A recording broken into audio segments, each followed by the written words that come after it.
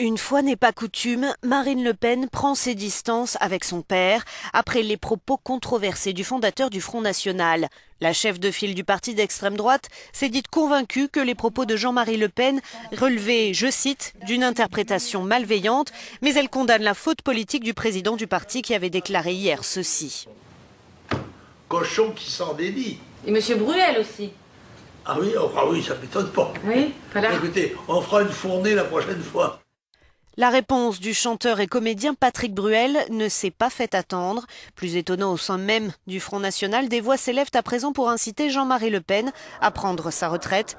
D'autant plus que depuis qu'elle a pris les rênes du Front National, sa fille tente par tous les moyens de dédiaboliser le parti, menaçant notamment de poursuivre tous les journalistes qui qualifieraient la formation d'extrême droite. Oh ouais. Cette fois, Marine Le Pen semble couper le cordon. En condamnant ouvertement les propos sulfureux de son père, elle le dit haut et fort, c'est elle qui tient les rênes. C'est une démonstration de force qu'elle fait vis-à-vis de son père. Parce qu'il faut voir qu'en 2012, elle avait encore très très fortement besoin de son père, même ne serait-ce que pour la campagne présidentielle et pour une chose toute simple, pour le financement de sa campagne.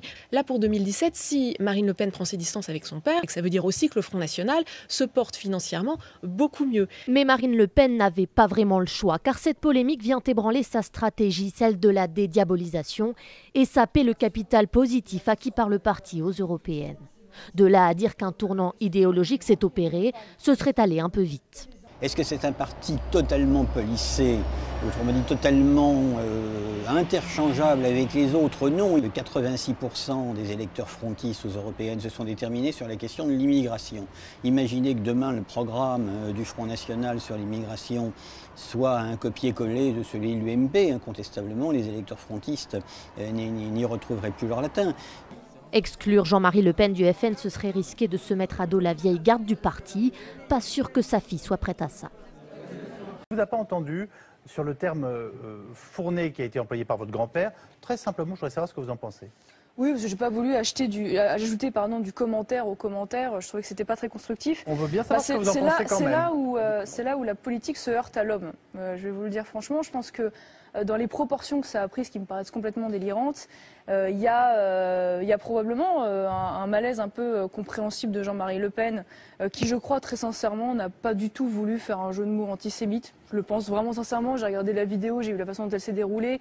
Voilà, il y avait Yannick Noah, il y avait Madonna, il y avait Patrick Bruel. Oui, enfin bon, voilà. Oui. Je pense très honnêtement, je crois pas du tout.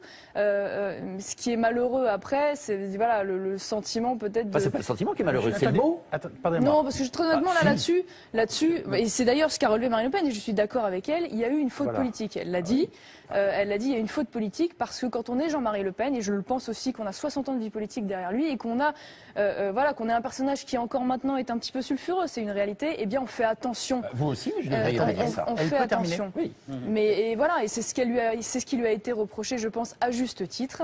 Et moi, j'ai pas voulu ajouter à cela parce que je trouvais que le communiqué de Marine était clair, il était sincère et lucide. Vous savez que dans la lettre que votre grand-père a envoyée à sa fille, il conteste la faute politique. Ça vous a pas échappé? Oui, oui, bien sûr, il le conteste. Mais à la limite, j'ai envie de vous dire, si on peut tirer bénéfice de cette situation humaine, quasi affective en fait, qui est un peu délicate, c'est de la preuve que c'est bien Marine Le Pen qui dirige le Front National. Contrairement à ce qui est souvent répété et dit, elle a pris une décision qui n'était pas facile, elle s'y tiendra parce qu'elle défend une ligne politique et qu'après tout, lorsqu'il y a nécessité de sanctions entre guillemets, il faut, même quand c'est son père et même quand c'est le président d'honneur, il faut s'y tenir.